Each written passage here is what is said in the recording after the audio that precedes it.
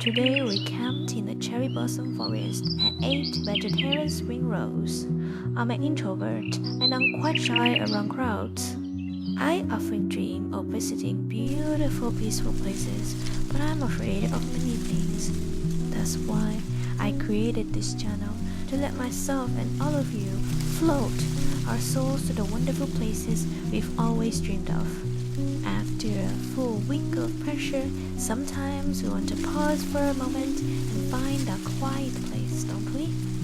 It's the weekend now, but I've been working and doing overtime continuously. I'm honestly so exhausted. So, how about all of you? How was your week? Did anything fun happen? Or are you feeling a bit down? Please share it with me.